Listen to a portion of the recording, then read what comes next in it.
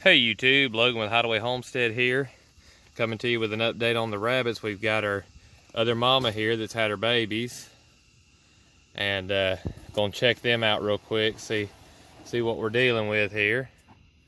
Looks like we've got 1, 2, 3, 4, 5, 6, 7.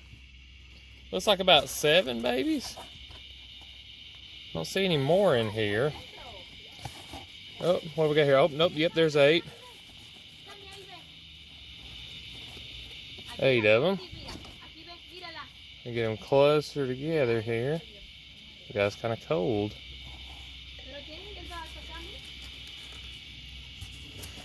But yeah, got some new babies here. Wanted to show y'all. I don't know what we're hollering about.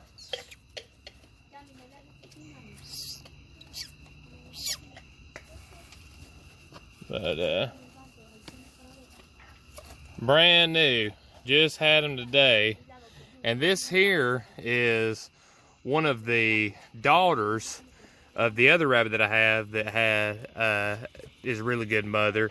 And I'm thinking about taking her and all her siblings and letting them be all of my genetic stock from my mother's here. And she's kind of made a mess with her fur here, didn't get it all in the nesting box. But they seem to be really good mothers, so I'm looking at maybe letting them be my genetic stock and just getting my different breeding groups with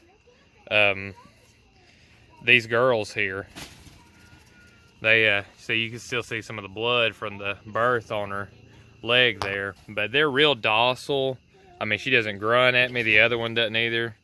She's probably not too crazy about me petting her right now though, because she just had her babies. But definitely gonna be looking at her and her sister, and I think it's her other sister. She's got another sister down there that had the 10 babies, and they may be my genetic stock for the foreseeable future, because I've got some of them that just didn't do too well.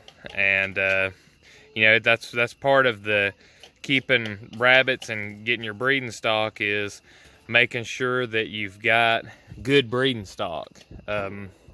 You've got to cull some out. So there's some of the moms that I'm not gonna let them do any more reproducing. We're gonna stick with the ones that are doing good, and continue to look for those good traits, good litters, and ones that are gonna take good care of them and be docile and not be all aggressive like some of my mothers. Which, to a point, there is some of that can be good, because you want the mothers to be protective of their babies, but you don't want to get bit or kicked or scratched every time you want to get in and see them. But yeah, these little guys are real fresh, so we'll see how many of them make it. Sometimes I've noticed that I have some stillborns here and there, and some of them, it just kind of depends. Some of them that I've noticed will look a little underdeveloped,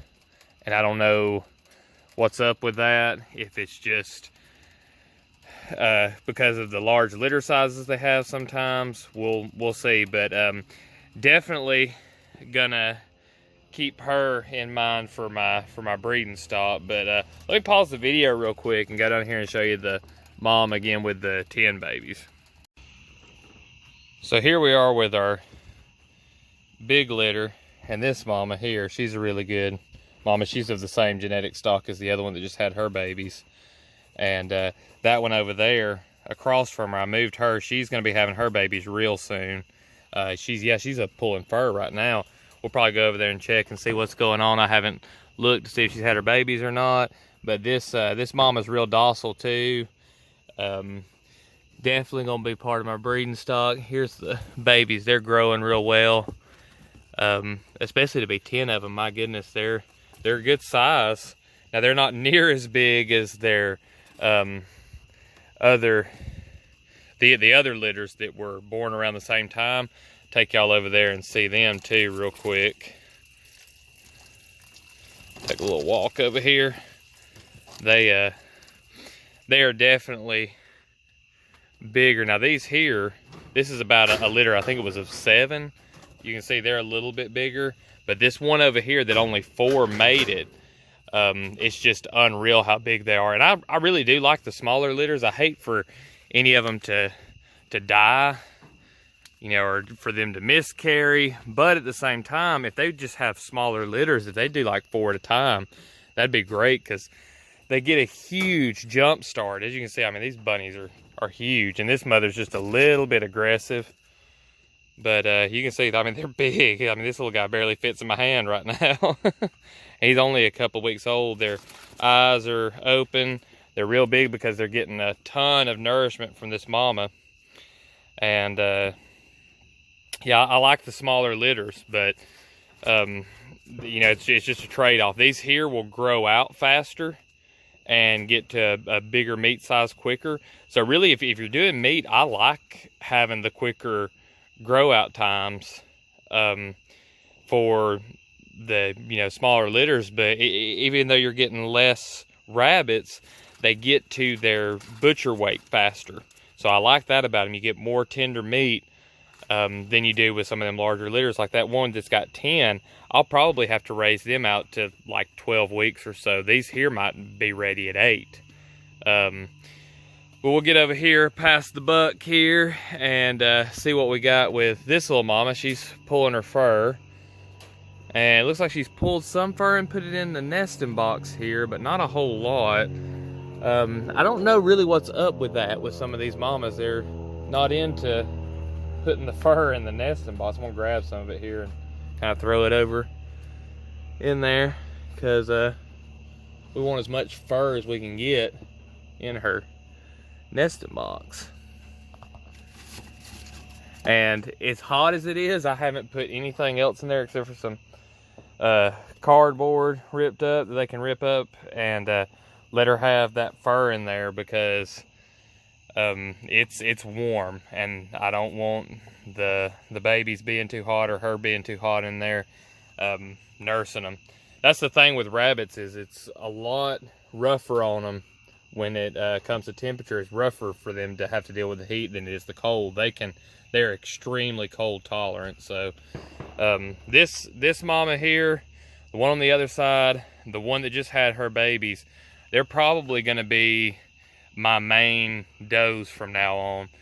Them and possibly some others that I have that are the same genetics. I'll probably take the ones from the mother on that other side there, that she's got about 7. She's pretty docile too. I'm going to take hers. Well, we'll walk back over there and I'll show you what I'm talking about.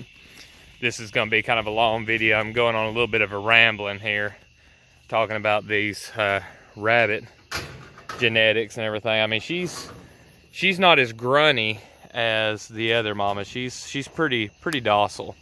See if I can. Yeah, girl. See, that's a good girl. That's a good girl. So if I can get some of her babies here and let all them be my does, and then just get me about four does to breed with these 2 bucks. That way I can get the spiral breeding system going, which is basically just taking, for example, say this here is my blue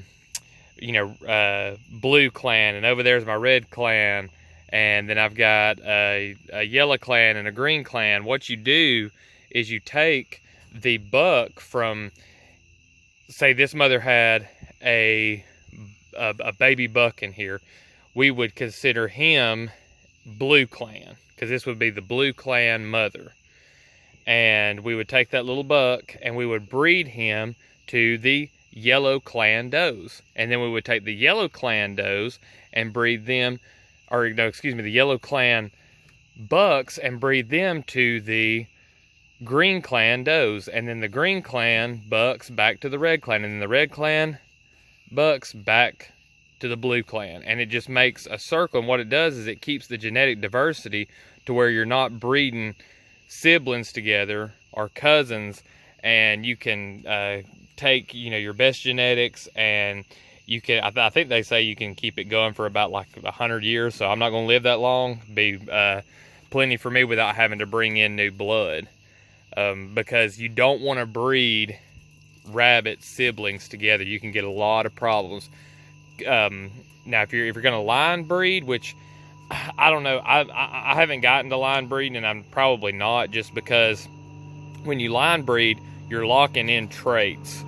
Maybe, let me let that plane go over. Maybe with my does, Skeeter, get off of her. She had a Skeeter on her. Maybe with my really docile does, I might breed them back to their dads for just that first generation to lock in that trait of them being docile. I don't know yet. I need to study a lot more of rabbit genetics before I start making any decisions of line breeding, because you do lock in those traits, and you can have some that are not desirable traits that get locked in. So yeah, I gotta experiment with that. But all the bunnies are doing great. Thought I'd make a little video on that, a little bit of genetics. Got the little guy cleaning his paw there. But they're super cute, and I